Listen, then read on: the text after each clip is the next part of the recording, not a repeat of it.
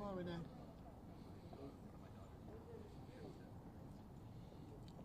Okay, ladies and gentlemen, we're about to get started. Thank you again for coming out.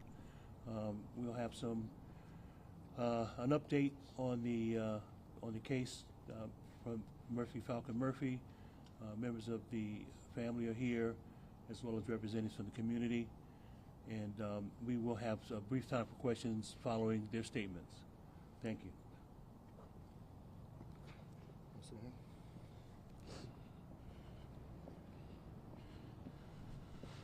Good morning. We want to thank all you members of the press for being here today and joining us to report on the update and this announcement in the matter of the estate of Demonte Ward-Blake and his mother, Renee, please.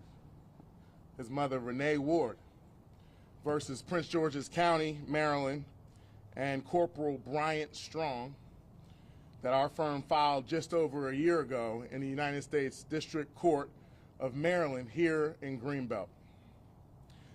I'm Malcolm Ruff, trial attorney at the Murphy firm, and I'm joined by my senior partner, Mr. William H. Billy Murphy Jr. We're also joined by Renee, Demonte's mother, Belinda Blake, his grandmother, Jimmy Purvis, his grandfather, Josette Blocker, his aunt, and other family members, and also members of the advocate community who have supported this family for over 3 years, including Sheila Bryant, Esquire, Political Action and Legislative Affairs Chair for the Prince George's County branch of the NAACP, Yanette Emanuel, Director of Public Policy for the ACLU of Maryland, Tamara McKinney of Concerned Citizens for Bail Reform, and the cousin of William Green, Nikki Owens, of the William H. Green Foundation. We appreciate all of these organizations for undergirding and supporting this family through this very difficult process.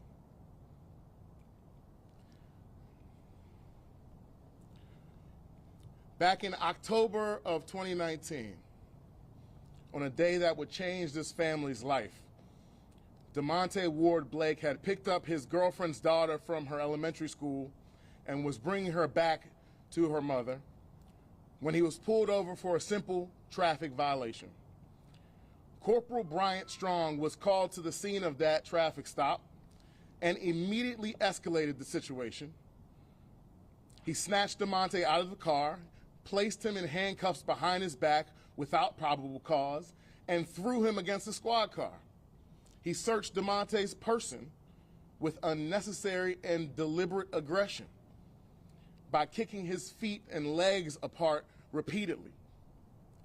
And then, without any excuse or justification, he intentionally and viciously threw Demonte headfirst into the pavement.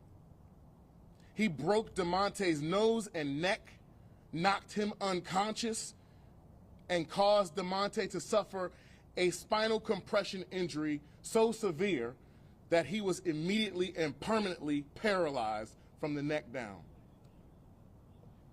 Corporal Strong and 2 other Prince George's County police officers who were at the scene then concocted a false story that Demonte had injured himself while falling as he tried to run away. They also manufactured baseless charges against Demonte, all of which were dismissed by the state. Fortunately, Prince George's County officer Sarah Cohen was present at the scene and truthfully reported what had occurred. Her testimony at the criminal case against Corporal Strong convinced Judge Danica Cotton to convict him of second-degree assault at a bench trial in the Circuit Court for Prince George's County. And Judge Cotton sentenced Corporal Strong to 1 year in jail. On behalf of Demonte's family, we offer our deepest appreciation to the Prince George's County State's Attorney, Aisha Braveboy, and her Public Integrity Unit for achieving this just result. And so last February, we filed a civil rights federal lawsuit against Prince George's County, Maryland, and Corporal Strong citing his savage treatment of Demonte and his history of being among the top 20 officers of the entire Prince George's County police force in using force. In painstaking detail, we also laid out the Prince George's County Police Department's long and sordid history of ignoring the widespread, ruthless, and thug-like behavior of their officers towards its black and brown citizens.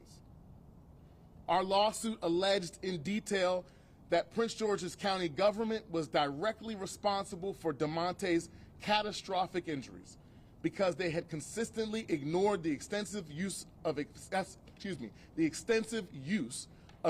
excessive force by its police officers and had failed to adequately train and supervise them. The suit highlighted numerous past instances of publicized Prince George's County brutality, settlements and verdicts against the county for excessive force, and failures of the department's commanders to follow their own oversight policies, which ultimately led to Demonte's brutal attack. Over the course of numerous leadership cycles, Prince George's County government has failed to solve the most important problems in their police department. County leaders did not take enough action to protect the rights of its citizens. As a result, Corporal Strong and numerous other Prince George's County officers were permitted to remain on patrol despite their previous patterns of excessive force. Corporal Michael Owen, who heinously shot and killed William Green just 4 months after Demonte was maimed, is an even worse example of this lack of government oversight. We filed this lawsuit on behalf of Demonte because the fundamental problems of policing have not been solved since the beginning of its existence on the planet. Only recently has our state legislature comprehensively begun to address these problems. And lawsuits still remain the most powerful means to compel government agencies to act with urgency in implementing adequate reform. And so today we're pleased to announce that we have achieved a substantial measure of justice for Demonte to compensate his mother for the injuries that he suffered by reaching a $7.5 million settlement of our federal civil rights lawsuit with Prince George's County, Maryland. The settlement is the second largest settlement for police misconduct in the history of Prince George's County, surpassed only by the landmark $20 million settlement that we reached on behalf of the family of William H. Green in September of 2020. At this time, I'll bring Mr. Murphy to this podium to offer some remarks and to introduce Ms. Ward. Thank you, Malcolm. My son, Hassan Murphy, my trial partner, Malcolm Ruff, and I have all been personally the victims of police brutality. This has motivated our firm to take strong action against police misconduct. In fact, my first civil rights verdict against the Baltimore police on behalf of Cedric Meade in 1978 for $1.5 million was at the time the largest police brutality award in Maryland history. So we've been doing this a long time. Combating police violence is one of the key reasons the Murphy firm was founded. We thank County Executive Angela Alsobrooks for doing the right thing by approving this historic settlement and providing Demonte's mother, Renee, with civil justice. However, no financial settlement will ever undo the hurt, the pain, the heartache that she and Demonte had to endure. Unfortunately, Demonte did not live long enough to see this day come because he was senselessly gunned down while sitting in his wheelchair in his own neighborhood. This is a sad day. It is a reverse celebration. It is a reminder of the tragedy that has been caused by police brutality all over this country, primarily against black and brown people, with some poor whites who are also victimized by it. This must stop. Unfortunately, lawsuits are the best way to get it to stop until government wakes up and does the job completely. Now I'd like you to hear from Renee, Demonte's mother. Thank you. Good morning. Step right up. Thank you. Good morning. It's a very emotional time for me and my family, but I would just like to thank my lawyers and his firm for helping me through this trying time. My family, his father's side of the family, and my friends that stood with me all this time for my son. And the Black Coalition for grieving mothers and everyone for all across the world for police brutality. I am so sad about this situation, and money would never bring your lost ones back. But at the same time, our voices need to be heard around the world of what's going on with police brutality through families, and our voices need to be heard. And I just want to thank God for this day, but I'm really sorry. I miss my son so much. We had a lot of good times, going shopping, going out to eat with my son, my other sons, and my daughter, and my family. I'm just really emotional and really depressed, but it's going to be all right because God has been on my side. My family has been on my side this far. But we just need to have our voices heard, and it's really sad this have to keep going on and on for Breonna Taylor, George Floyd, all the cases that went on for all across the world is still going on for police brutality. Our voices need to be heard, and it's sad. You don't want to not be around police, but we need police for protection of our world so we can live a life as human beings. But this has to stop because this is not right. And that's, all I want to sound very emotional. I want to say more, but our voices need to be heard, and this has to stop. But thank you. Thank you. Thank you all for coming, and we'll take a limited amount of questions. What are your thoughts about the state of the department now as you did discovery of this case and learn about where it stands? How is the Prince George's County Police Department at this time under this leadership? The question is, what is the state of the police department in Prince George's County at this point in time, and what can be done about it? We believe that the department is still not anywhere near where it ought to be, and that we have to make sure that the bad cops are eliminated from the department so that the good cops can do the right thing by the community. County Executive Angela Alston-Brooks has her hands full because this is a problem of such long standing that it is impossible for any one county executive to cure all the ills that exist there. And she's done a good job so far in streamlining the department and implementing reforms. But we all know, and she knows, that that's not enough until the job gets done. Mr. Murphy, were there any agreements as far as any particular changes to go along with the settlement in terms of any of these patterns or practices? That was done in the William Green case, and we didn't see any reason to do it again because those changes that we all wanted as a result of these cases are in the process of being implemented. Body cameras. Like body cameras, for example. One of the stipulations in the last lawsuit, the William Green lawsuit, was that the city or that the county fully implement the body camera program, and that's almost complete. Money. So between William Green and this, I think it's well over $30 million. No? Yes, yeah. it's not quite. It's 27.5 million. Taxpayers make of these payouts. Well, It's something like $60 million over the last X number of years. that's a good point. And the question is, what should the taxpayers make of all of the payouts of huge amounts of money for police brutality and other kinds of misconduct? They ought to be angry about it for two reasons. Number one, that it's going on, and number two, that it's coming directly out of the general fund. And I guess number three, that the county hasn't bothered to get insurance. It's one of the dumbest things we've seen by any state in the union. For example, New Jersey has a $15 million insurance master coverage plan that covers all cities and counties in New Jersey. Baltimore doesn't have that. Prince George's County doesn't have that.